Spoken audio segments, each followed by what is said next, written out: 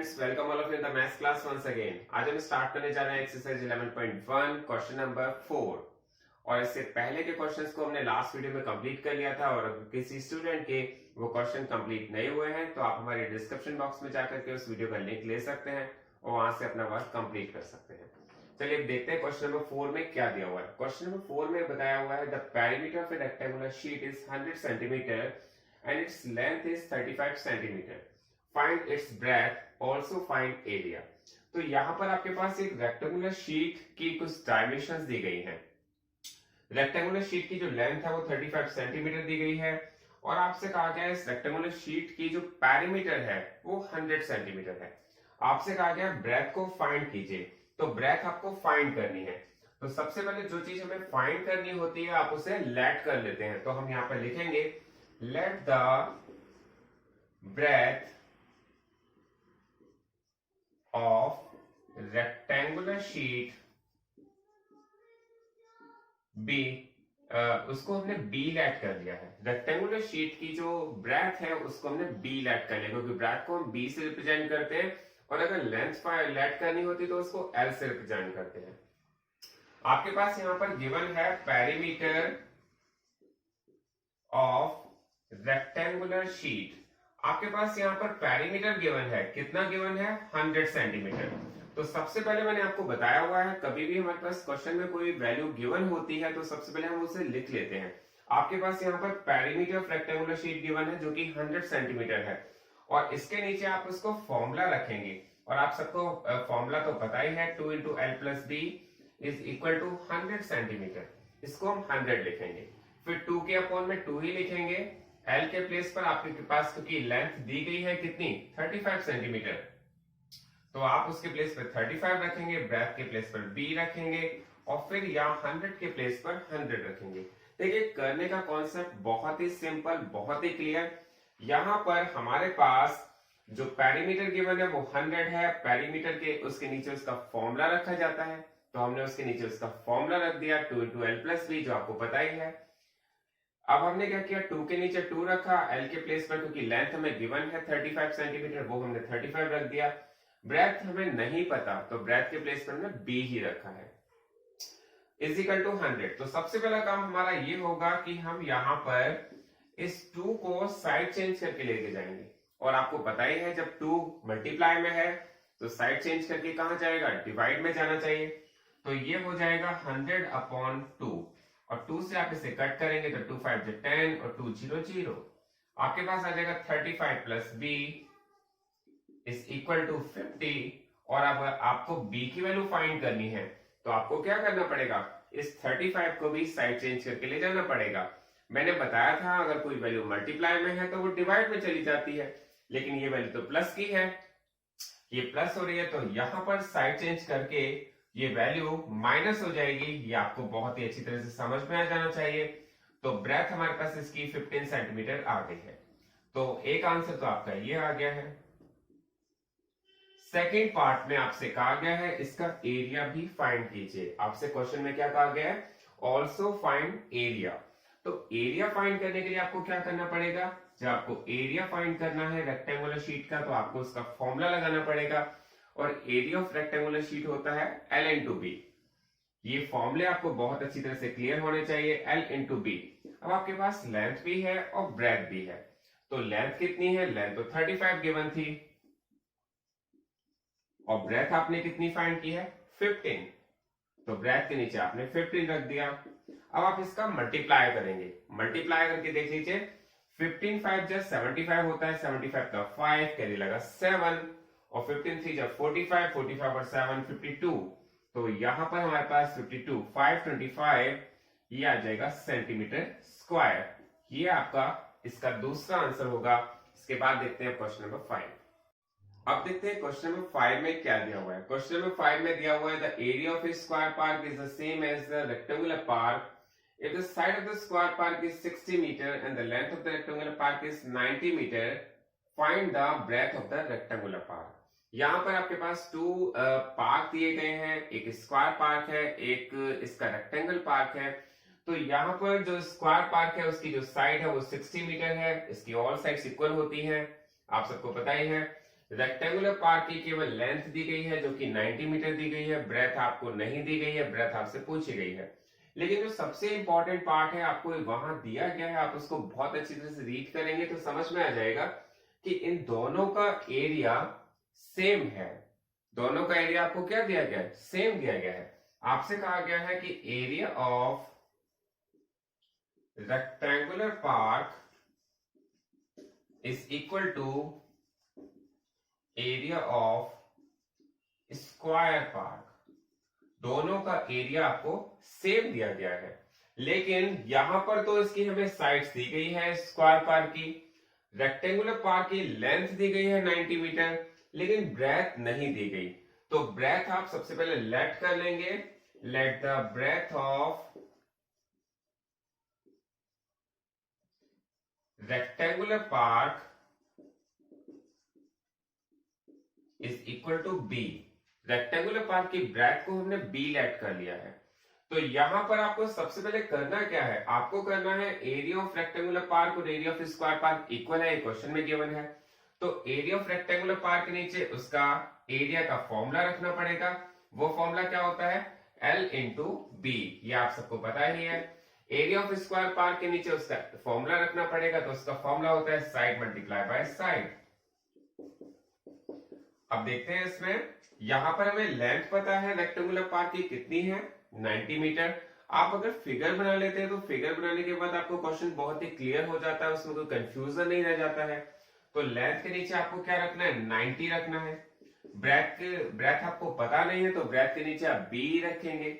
उसके बाद हमारे पास साइड ऑफ द स्क्वायर कितनी है? 60 मीटर है, तो इसके नीचे आप 60 रखेंगे।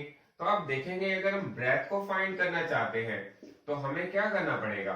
60 मल्टीप्लाई 60 और ये 90 जब आप साइड चेंज करके ले जाएंगे तो ये जो मल्टीप्लाई में है ये डिवाइड में आ जाएगा। तो यहां पर ये डिवाइड में आ जाएगा, और डिवाइड से आप इसको करेंगे तो 0 से 0 कट जाएगा, और फिर आप इसको कट करेंगे तो 3 3 जा 9, 3 2 जा 6, और 3 से आप इसे फिर से कट करेंगे तो 3 1 जा 3, 3 2 जा 6 और 3 0 0, और फिर 20 से 2 का मल्टीप्लाई करेंगे तो आपके पास आ जाएगा 22 जा 40 मीटर। तो हमारे पास इसकी जो ब्रेथ है वो आ जाएगी 40 मीटर। तो आपका एक क्वेश्चन यहाँ पर कंप्लीट हो जाता है। मैं समझता हूँ आपको बहुत ही क्लियर हो गया होगा। इस क्वेश्चन को बहुत ध्यान से आप रीड करें, फिर आपको बहुत अच्छी तरह से समझ में आ जाएगा। अब देखते हैं क्वेश्चन नंबर 6 में क्या दिया हुआ है। क्वेश्चन नंबर 6 को रीड करते हैं। आपके पास इसमें दिया हुआ है, a wire is in the form of a rectangle. Its length is 40 centimeter and breadth is 22 centimeter. If the same wire is rebent in the shape of a square, what will be the measure of each side? Also find which shape encloses more area. देखिए question की language को अगर आप पढ़ते हैं तो बहुत ही simple language में दिया हुआ है कि आपके पास एक वायर है। हमारे पास सपोज एक वायर है, हम उसका पहले तो रेक्टेंगल बना देते हैं, और रेक्टेंगल की लेंथ और ब्रेथ हमें पता होती है। रेक्टेंगल की लेंथ गिवन है 40 सेंटीमीटर की और इसकी ब्रेथ गिवन है 22 सेंटीमीटर की, और आपसे कहा जाता है पहले हमने इसका रेक्टेंगल बनाया, फिर हमने रेक्टेंगल को हटा करके सेम वायर कर ली, फिर हमने उसको रीबेंड कर दिया। रीबेंड किस में कर दिया? रीबेंड हमने कर दिया स्क्वायर में। जो सेम वायर थी हमने उसको रीबेंड कर दिया। हमने पहले रेक्टेंगल बनाया था उसका, फिर हमने उसे दोबारा चेंज करके स्क्वायर बना दिया। तो आपसे पूछा गया है तो स्क्वायर की साइड कितनी होगी? आपको एक बात बहुत ही क्लियर हो जानी चाहिए। हमारे पास एक वायर था, वायर का हमने पहले रेक्टेंगल बनाया, फिर उसे रीबेंड किया, रीबेंड करके हमने स्क्वायर बना दिया। तो लेंथ ऑफ द वायर तो सेम ही रहेगी ना। तो length of the wire it means distance of wire same रहेगी, इट मींस पैरामीटर इस केस में दोनों का सेम रहना चाहिए। एरिया तो चेंज हो जाएगा, जैसे ही कोई शेप चेंज होती है एरिया चेंज हो जाता है, लेकिन जब हम सेम वायर को यूज कर रहे हैं तो इसका मतलब दोनों का पैरामीटर सेम रहना चाहिए। बहुत ही क्लियर, क्योंकि लेंथ ऑफ वायर सेम रहेगी, इसका मतलब पैरामीटर ऑफ स्क्वायर और रेक्टेंगल दोनों सेम होना चाहिए। चलिए इसमें सबसे पहले पूछा है साइड ऑफ द स्क्वायर क्या है, तो हमने यहाँ पर लिख लिया है let the side of the square be a. हमने उसकी साइड को ए लेट कर लिया है।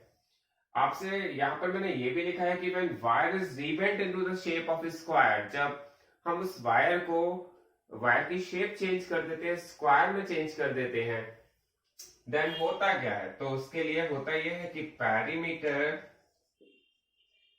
ऑफ स्क्वायर और पेरीमीटर ऑफ रेक्टेंगल दोनों ही इक्वल हो जाते हैं। ये बात आपको क्लियर हो जानी चाहिए, दोनों का पेरीमीटर इक्वल हो जाता है। तो मैंने आपको बताया कि हमारे पास हमें क्वेश्चन को पढ़ने से पता चला कि दोनों के पेरीमीटर इक्वल हो गए हैं। जब दोनों के पेरीमीटर इक्वल हो गए तो हमने उनको इक्वल रख दिया। यहां पर हम स्क्वायर का पेरीमीटर का फॉर्मूला लिखेंगे जो हमारा होता है 4 इंटू साइड, और यहां पर हम पेरीमीटर के फॉर्मूला रखेंगे जो होता है 2 इंटू एल प्लस बी। अब देखिए हमारे पास यहाँ पर जो फिगर है उसमें पता है कि उसकी लेंथ क्या है पेरीमीटर रेक्टेंगल की। तो रेक्टेंगल की जो लेंथ है वो गिवन है 40 और ब्रेथ गिवन है 22। तो यहां पर हमारे पास इसकी लेंथ और ब्रेथ हमने जो दी गई थी वो पुट कर दी। यहां पर हमें साइड नहीं पता थी तो साइड के प्लेस पर हमने ए रख दिया, क्योंकि हमने इसको ए लेट किया हुआ है। आपने साइड को क्या लेट किया हुआ है? ए लेट किया हुआ है। तो हम इसे कैलकुलेट करेंगे तो यहाँ पे आ जाएगा 40 प्लस 22। 40 और 22 कितना हो जाता है? 62, और 62 का 2 से मल्टीप्लाई करते हैं तो आ जाता है 134, सॉरी 124। ये आ जाता है 124 आ जाता है, ये आएगा 4 इंटू ए। तो इसका मतलब ए की वैल्यू को अगर फाइंड करेंगे तो मैंने आपको बताया जब कोई वैल्यू मल्टीप्लाई में होती है, जब आप उसे साइड चेंज करके ले जाते हैं तो वैल्यू डिवाइड में चली जाती है। तो हम यहाँ पर क्या करेंगे? 124 के अपॉन में 4 रख देंगे, 4 से कट जाएगा, 4 3 12, 4 1 4, ये आ जाएगा 31 सेंटीमीटर। इसका मतलब आपके पास जो साइड आ गई है स्क्वायर की वो कितनी आ गई है? 31 सेंटीमीटर की। तो हम यहाँ पे लिख सकते हैं कि जो स्क्वायर की साइड है वो 31 सेंटीमीटर है, और स्क्वायर की तो ऑल साइड इक्वल होती है। तो ये हमारा क्वेश्चन फर्स्ट पार्ट तो कंप्लीट हो गया है। अब आपसे कहा गया एरिया किसका ज्यादा है, also find which shape encloses more area, किस शेप का एरिया ज्यादा है। तो अब हमें क्या करना पड़ेगा? अब हमें इन दोनों का एरिया फाइंड करना पड़ेगा। चलिए देखते हैं नेक्स्ट पेज पर इसका एरिया कैसे फाइंड करते हैं। अब देखते हैं हमारे पास एरिया ऑफ रेक्टेंगल और एरिया ऑफ स्क्वायर कितना है। तो एरिया ऑफ रेक्टेंगल का जो फॉर्मूला है वो होता है एल इंटू बी। आपके पास एल भी है और बी भी है, तो एल के प्लेस पे रखेंगे 40 और बी के प्लेस पे रखेंगे 22। और आप जब 22 का 40 से मल्टीप्लाई करेंगे तो ये आ जाएगा 24 4 22 4 जा 880 सेंटीमीटर स्क्वायर। तो आपका ये आंसर आ गया। और इसके बाद आपसे कहा गया एरिया ऑफ स्क्वायर भी फाइंड कीजिए, क्योंकि हमें ये फाइंड करना है किसका ज्यादा एरिया है। विच शेप इनक्लोजेस मोर एरिया, इसका मतलब ज्यादा किसका है, तो दोनों का फाइंड करना पड़ेगा। एरिया ऑफ स्क्वायर का जो फॉर्मूला होता है वो होता है side multiply by side, side multiply by side. और साइड हमने अभी फाइंड कितनी करी थी? 31 सेंटीमीटर। तो हम यहाँ पे लिखेंगे 31 मल्टीप्लाई बाय 31। आप इसका मल्टीप्लाई करेंगे, 31 बन जा 31, कैरी लगा 31 का 1 कैरी लगा 3, 31 3 जा 93 और 3 96, तो ये आ जाएगा 961 सेंटीमीटर स्क्वायर। तो यहां पर हमारे पास दोनों के एरिया आ चुके हैं। तो आपको बताना है कौन सी फिगर ज्यादा एरिया इनक्लोज करती है। तो यहां पर हमारा जो आंसर होगा वो होगा स्क्वायर इनक्लोजेस मोर एरिया। आपको बहुत ही क्लियर हो रहा होगा ये कि यहां पर ज्यादा एरिया कौन इनक्लोज करता है। तो यहां पर जो एरिया ऑफ रेक्टेंगल आया है वो है 880 सेंटीमीटर स्क्वायर, और जो एरिया ऑफ स्क्वायर आया है वो है 961 सेंटीमीटर स्क्वायर। तो हमने लास्ट में लिखा है स्क्वायर इनक्लोजेस मोर एरिया। तो आपका क्वेश्चन यहाँ पे कंप्लीट हो गया। आप देखते हैं क्वेश्चन नंबर 7। अब देखते हैं क्वेश्चन नंबर 7 में क्या दिया हुआ है। क्वेश्चन नंबर 7 में दिया हुआ है the perimeter of a rectangle is 130 centimetre. If the breadth of the rectangle is 30 centimetre, find its length, also find area of rectangle.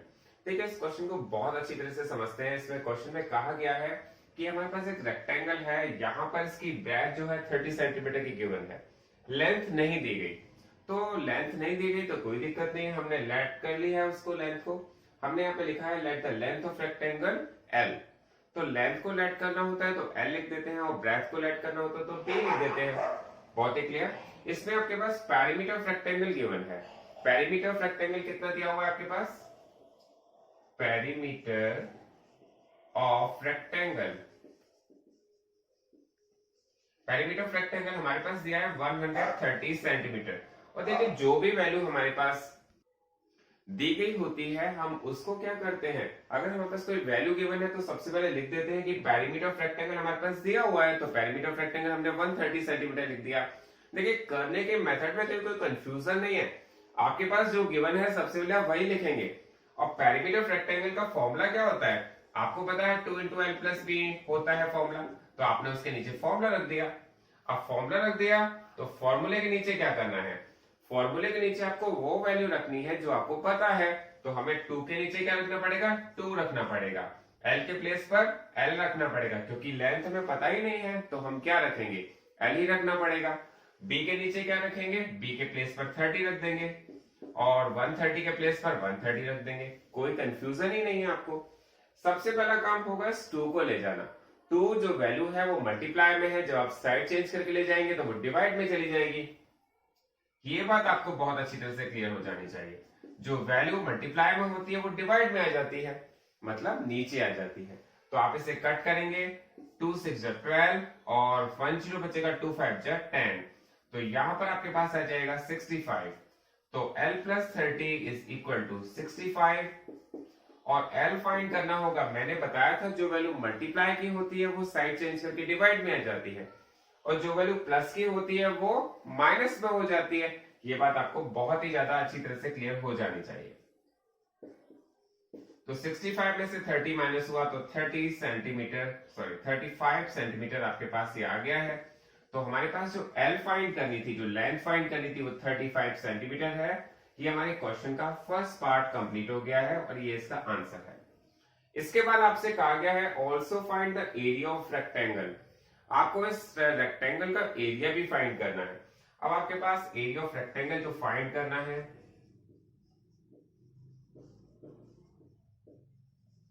Area of rectangle का जो फॉर्मूला है वो L × B होता है। और L × B का formula, क्योंकि L के प्लेस पर L की वैल्यू आप फाइंड कर चुके हैं, 35 है और ब्रेथ आपके पास है 30, तो आप क्या करेंगे, इनका मल्टीप्लाई कर देंगे और मल्टीप्लाई करके जो आंसर आएगा वही आपका आंसर होगा। तो 35 का 3 से मल्टीप्लाई करेंगे तो आ जाएगा 105। आप मल्टीप्लाई करके आप देख लीजिएगा, ये इसका आंसर होगा। तो इसके दो आंसर आ गए हैं। जो आपका एरिया आया है वो 1050 सेंटीमीटर स्क्वायर आया है, जिसकी लेंथ है वो 35 सेंटीमीटर आई है। ये क्वेश्चन यहाँ पर कंप्लीट हो गया है। अब देखते हैं इसका लास्ट क्वेश्चन 8, और ये 8 क्वेश्चन बहुत ही इंपॉर्टेंट है, हमारे पेपर में बहुत आता है क्वेश्चन। अब देखते हैं इस क्वेश्चन में क्या दिया हुआ है। आपसे कहा गया है, a door of length 2 meter and breadth 1 meter is fitted in a wall. The length of the wall is 4.5 meter and breadth is 3.6 meter.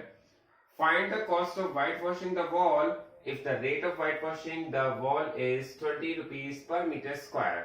देखिए इस क्वेश्चन में कहा गया है कि एक वॉल है, ये वॉल है, ये वॉल की लेंथ दी गई है 4.5 मीटर और ब्रेथ दी गई 3.6 मीटर। तो सबसे पहले लिख लेते हैं यहाँ पर। देखिए यहाँ पर मैंने सभी क्वेश्चंस में, जो भी मैंने क्वेश्चंस कराए हैं, मैंने सब में फिगर्स बनाई है, और मैं आप सबको भी ये सजेस्ट करूंगा कि आप भी फिगर बना के क्वेश्चन करें। जब आप फिगर बना के क्वेश्चन करते हैं तो वो क्वेश्चन आपको बहुत ज्यादा क्लियर हो जाते हैं, उसमें कोई कंफ्यूजन नहीं रह जाता। तो यहाँ पर length of the wall is given है 4.5 मीटर एंड ब्रेथ गिवन है 3.6 मीटर। तो हमने यहाँ पर लिख लिया है कि लेंथ कितनी है और ब्रेथ कितनी है। उसके बाद लेंथ ऑफ द डोर दी गई है 2 मीटर, उसके बीच में एक डोर है, डोर ये है, वॉल पूरी है और पूरी वॉल के बीच में एक डोर फिट है। तो यहां पर ये वॉल की लेंथ ब्रेथ है, ये डोर की लेंथ ब्रेथ है। तो आपके पास ब्रेथ ऑफ द डोर कितना है, 1 मीटर। तो हमारे पास जो डायमेंशन दी गई थी वो हमने लिख ली है। अब आपसे कहा गया है कि find the cost of white washing of the wall. देखिए बहुत ध्यान से आपको समझने की जरूरत है। उन्होंने कहा है कि हम वॉल पर व्हाइट वॉश कराना चाहते हैं, उसकी कॉस्ट कितनी होगी। वॉल पर ही तो कराना चाहते हैं, डोर पर तो नहीं कराना चाहते। इट मींस हम डोर की जो कॉस्ट है उसको तो कम कर लेंगे, डोर पर हमें व्हाइट वॉश नहीं करानी। व्हाइट वॉश होती भी कहाँ है, व्हाइट वॉश तो हमेशा वॉल पे ही होती है, डोर पर तो पेंट होता है। तो डोर पर हमें नहीं कराना, तो उसके लिए हमें क्या करना पड़ेगा, इसको माइनस करना पड़ेगा। तो सबसे पहले देखेंगे area of the wall to be whitewash. कितना एरिया व्हाइट वॉश होना है, तो कितना एरिया व्हाइट वॉश होगा, सबसे पहले हम टोटल का एरिया निकालेंगे, area of wall minus area of door. आप एक बात बहुत ही क्लियर समझ लीजिए कि मैंने आपको बताया हम यहां पर व्हाइट वॉश कराएंगे, इस एरिया में व्हाइट वॉश कराएंगे, यहां पर भी व्हाइट वॉश कराएंगे, लेकिन इस एरिया में व्हाइट वॉश नहीं कराएंगे क्योंकि यहां पर तो डोर लगा हुआ है। तो हमें यहां पर क्या करना पड़ेगा, टोटल वॉल के एरिया में से डोर के एरिया को माइनस करना पड़ेगा। तो कर देते हैं, क्योंकि दोनों ही रेक्टेंगल शेप के हैं, यहां पर दोनों की लेंथ ब्रेथ हम माइनस कर देंगे। यहां पर लेंथ ब्रेथ मैंने कैपिटल की ले ली है, यहां पर लेंथ ब्रेथ मैंने स्मॉलर की ले ली है। तो यहां पर जो लेंथ ब्रेथ है, सबसे पहले हम रखेंगे लेंथ, वॉल की लेंथ कितनी है 4.5 मीटर, ब्रेथ कितनी है 3.6 मीटर, और डोर की लेंथ कितनी है 2 मीटर, और ब्रेथ कितनी है 1 मीटर। तो हमारे पास जो भी डायमेंशंस थी वो हमने लिख ली है। जो सबसे ज्यादा इंपॉर्टेंट चीज है जो हम सबको समझ में आ जानी चाहिए कि यहाँ पर हम इसको माइनस क्यों कर रहे हैं। माइनस इसलिए कर रहे हैं क्योंकि हमें यहाँ पर व्हाइट वॉश करानी ही नहीं है, हमें तो केवल वॉल पे कराना है। तो इसका मतलब डोर का जो पार्ट है उसको तो माइनस करेंगे, तो आपको इसका मल्टीप्लाई करना पड़ेगा। 2 1 जा 2। अब आप देखिए 45 का 36 से मल्टीप्लाई करते हैं तो कितना आता है। ये हम देखेंगे 6 5 जा 30, 30 की 0 कैरी लगा 3, 6 4 जा 24 और 3 27, और फिर 5 3 जा 15 का 5 कैरी लगा 1, 4 3 12 और 1 13। तो आ जाएगा, सबसे पहले हम उतारेंगे 0, 7 और 5 12 का 2 कैरी लगा 1 1 और 3 और 1 2 और 2 4, ये आ जाएगा आपके पास 1420। फिर से कैलकुलेट कर लेते हैं, 0 7 और 5 12 का 2 कैरी लगा 1 3 और 3, सॉरी ये 6 हो जाएगा 1620। तो हमारे पास यहाँ पर जो इसका मल्टीप्लाई करके आया वो 1620 आया है। अभी हमने डेसिमल नहीं लगाया। अब देखिए डेसिमल लगाने का सिस्टम तो बहुत ही क्लियर है। डेसिमल कैसे लगता है, यहाँ पर 1 प्लेस के बाद डेसिमल है, यहाँ पर भी 1 प्लेस के बाद डेसिमल है, इसका मतलब 2 प्लेस के बाद हमें डेसिमल लगाना है। डेसिमल चैप्टर तो आप ऑलरेडी कर चुके हैं, वहां पर डेसिमल कैसे लगता है ये आपको समझ में आ गया होगा। अब हमें क्या करना है, 16.20 में से 2 माइनस करना है। तो आप कर दीजिए, 16.20 में से हमें माइनस करना है 2, और 2 माइनस करेंगे तो 0 2, 6 में से 2 गया 4, ये आपके पास आ जाएगा 14.20 सेंटीमीटर स्क्वायर। इसका मतलब ये हुआ कि हमें कितने एरिया में व्हाइट वॉश कराना है, 14.20 सेंटीमीटर स्क्वायर। तो 14.20 सेंटीमीटर स्क्वायर। अब आपसे पूछा गया कॉस्ट बताइए, cost of white wash. Cost of white wash कितनी होगी, कॉस्ट ऑफ व्हाइट वॉश के लिए आपको कॉस्ट निकालने के लिए क्या करना पड़ता है, मल्टीप्लाई करना पड़ता है। और कॉस्ट पर मीटर स्क्वायर की कितनी दे रखी है 20 रुपीज। तो आप क्या करेंगे, 14.20 का मल्टीप्लाई 20 से कर देंगे, और 20 से करेंगे तो कितना आएगा, ये आपके पास आ जाएगा 284 रुपीज।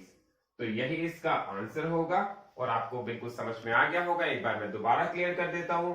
आपके पास एरिया कितना था व्हाइट वॉश कराने के लिए, सबसे पहले हमने एरिया ऑफ द वॉल में से एरिया ऑफ डोर को माइनस कर दिया। आपने क्या किया, यहाँ पर वॉल की डायमेंशन रखी है, यहाँ पर डोर की डायमेंशन रखी है, आपने इनका मल्टीप्लाई किया। देखिए मल्टीप्लाई हम बहुत ध्यान से करें, और मैंने जब मल्टीप्लाई किया वहां पर कहीं भी डेसिमल का यूज नहीं किया। जब मेरा मल्टीप्लाई करके कोई वैल्यू आ गई तो हमने क्या किया, वहां पर देखा कितने प्लेस के बाद डेसिमल है 1 and 1, तो 2 प्लेस के बाद डेसिमल लगा दिया, इसमें से इसको माइनस किया, माइनस करके कॉस से मल्टीप्लाई कर दिया। तो आपके पास इसका जो आंसर आएगा वो 284 रुपीज आएगा। Thanks a lot for watching this video.